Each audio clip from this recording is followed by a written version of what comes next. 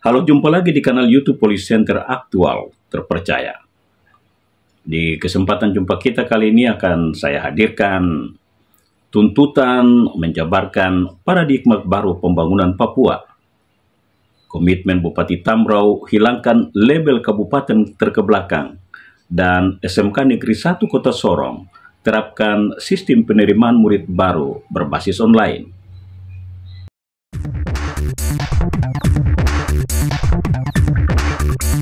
Gubernur Elisa Kambu minta Bupati Wali Kota memastikan setiap tindakan yang diambil mengutamakan kepentingan rakyat, karena dipilih rakyat untuk mensejahterakan dan memajukan daerah serta meningkatkan layanan publik.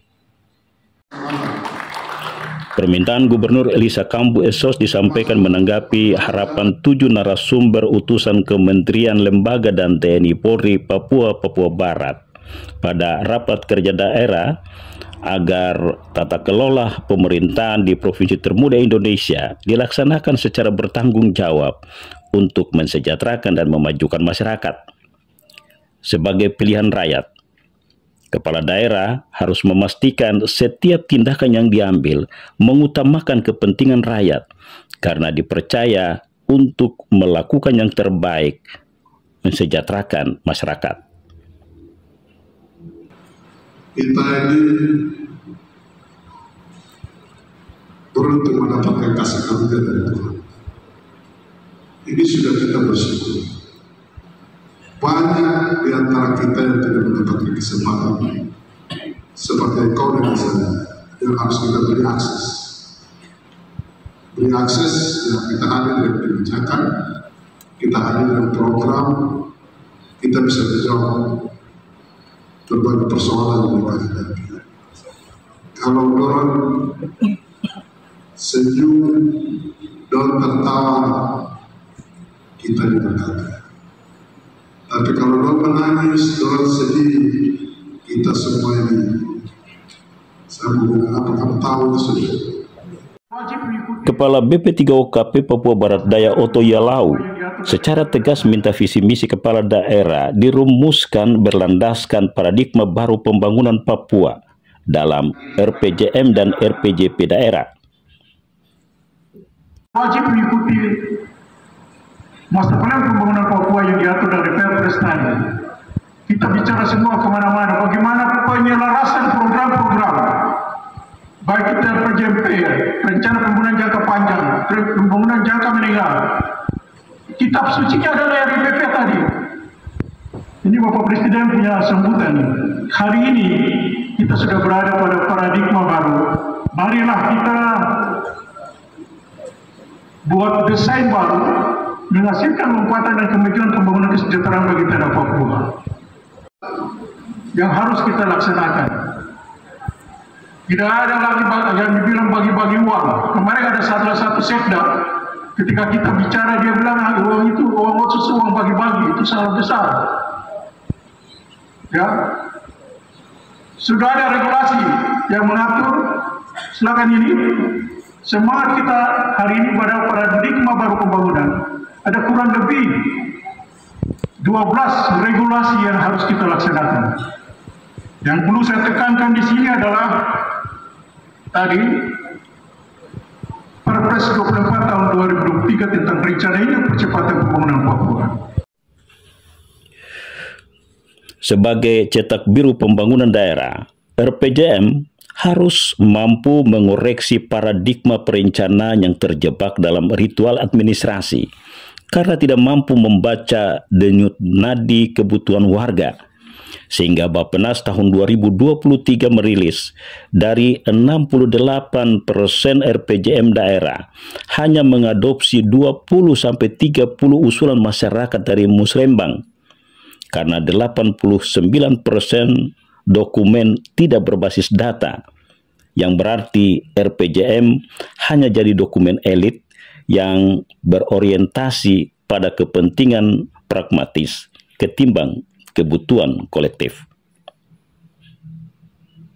Bupati Tambrau Yeskel Yesnat SEMC berkomitmen melaksanakan program nasional makan bergizi gratis, sekolah rakyat dan koperasi merah putih untuk mengkualitaskan dan memproduktifkan sumber daya manusia Tambrau sebagai investasi atau modal pengembangan ekonomi dan kesejahteraan sosial. Mengapa investasi manusia menjadi fokus perhatiannya? Saya akan tanyakan kepada Bupati Tambrau yang sudah bersama saya. Pak Bupati, Kabupaten Tambrau di mata masyarakat masih dilabelkan sebagai daerah tertinggal. Bagaimana menghapus kesan masyarakat ini? Kita berbeda dengan kabupaten pemekaran yang lain, karena mereka kebanyakan hampir semua ini mereka dimekarkan dengan posisi mereka berada pada kotanya, berada pada kota tua yang memang sudah terbentuk. Memang sempat Raja Ampat juga termasuk baru, cuma dia diuntungkan dengan berada di laut yang mobilitasnya bisa mudah untuk terjangkau. Antara kita bongkar di hutan yang masih belum ada jalan, belum ada jembatan dan sebagainya, sehingga dia punya tingkat kesulitan sangat tinggi. Jadi, kita pada posisi sampai sekarang untuk tahun yang ke-13 ini, saya pikir sudah sangat baik sekali. Sekarang tinggal kita benahi sehingga apa yang harus kita intervensi, yang hal-hal penting terkait stunting, terkait infrastruktur, bidang infrastruktur dasar, terutama jalan, terus penanganan infrastruktur kesehatan, pendidikan, sehingga kita bisa merubah angka-angka ini. Ketika kita berada saat ini pada posisi misalnya IPM berada di angka 57,1%, itu sudah sangat baik. Ke depan kalau kita intervensi lagi pelan-pelan di 2-3 tahun ke depan dia bisa naik sampai di angka standar 60, itu sudah sangat baik.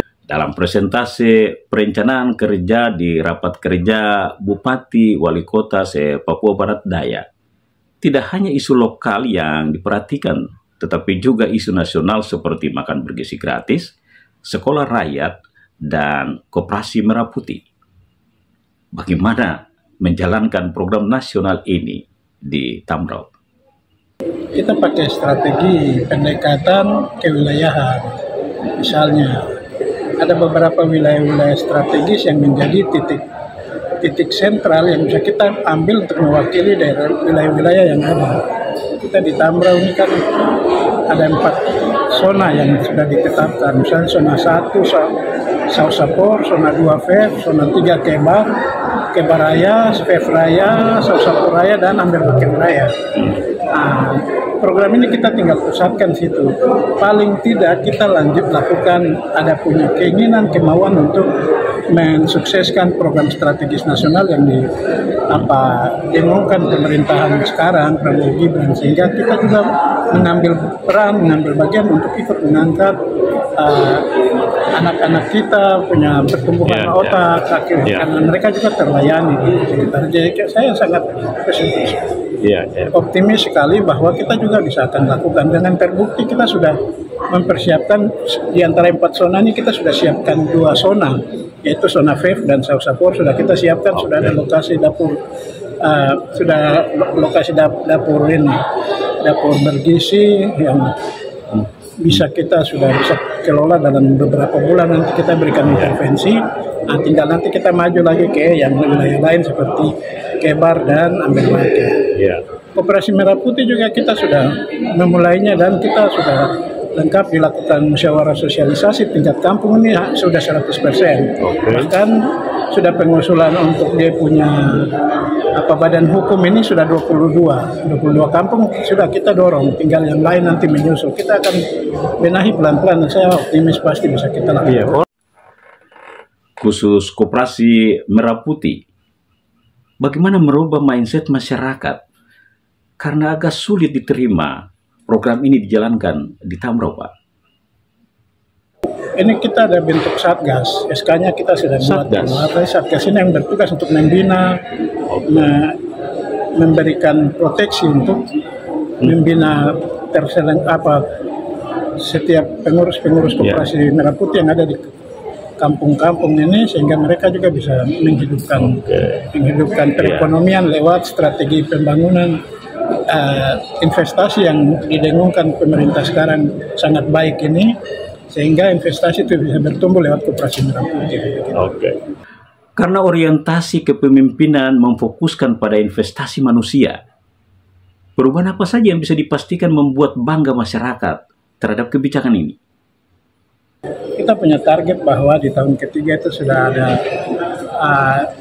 ada investasi yang bisa berjalan di kampung lewat setiap program strategis yang kita dengungkan. Terus bisa kita lakukan intervensi sehingga di tahun itu paling tidak visi dan misi Bupati dan Wakil Bupati tahun 2025-2029 itu bisa berjalan di tahun ketiga 4. Kita kemarin saya baru selesai kita lakukan MOU dengan pihak UNIPA untuk menyelenggarakan kuliah D3 konservasi di Sausapor. Kita sudah launching di sana untuk sudah penerimanya sudah jalan karena kuliah D3 konservasi UNIPA yang ada di Tambrau ini itu kita intervensi dari pemerintah daerah. Kita sudah komunikasi juga dengan pihak pemerintah provinsi untuk kita saling ini, karena kalau bicara perguruan tinggi itu ranahnya pemerintah provinsi, tetapi paling kurang kita pemerintah daerah siapkan dia punya infrastruktur dasar untuk penyelenggaraan pendidikan ini, sehingga ini sangat menolong untuk meningkatkan SDM ini, terutama masyarakat yang ada di Sausaporaya dan juga masyarakat di Kabupaten Tambrau. Kita fokuskan juga ke depan ada untuk aparat-aparat kampung ini bisa mengikuti pendidikan. SMK Negeri 1 Kota Sorong terapkan sistem penerimaan murid baru berbasis online untuk mempermudah calon siswa dan orang tua mendaftar. Kesan-kesan itu apa yang Kepala SMK Negeri 1 Kota Sorong Yohana Kartini Pontolaeng SPD menyebut sistem penerimaan murid baru berbasis online dilakukan berdasarkan juknis Dinas Pendidikan Kota Sorong. Untuk menentukan 648 siswa belajar di sekolah yang dipimpinnya. Sesuai juknis dilakukan tes dan sistem pembagian wilayah zonasi. Pendaftarannya secara online. Setelah mereka terdaftar secara online, mereka mendapatkan nomor pendaftaran. Dan selanjutnya mereka menyiapkan data diri yang di dalamnya setelah selesai mereka verifikasi data di sini. Apakah sesuai dengan yang diisi di online itu atau tidak. Juknisnya mengatakan bahwa sekolah menengah kejuruan bisa melaksanakan tes, maka kami melaksanakan tes. Juknis itu menyampaikan bahwa 80% 20%. Yang kedua, lingkungan sekolah. Maksudnya tidak mungkin dia tinggal di depan sekolah terus tidak diterima. Itu maksudnya lingkungan sekolah. Jadi ada kriteria ya untuk menentukan. Itu kriterianya berdasarkan juknis. Juknis itu dari mana? Dari Dinas Pendidikan, turunan dari Perwali nomor 6 2025. Kami menerima siswa sesuai dengan jumlah ruangan.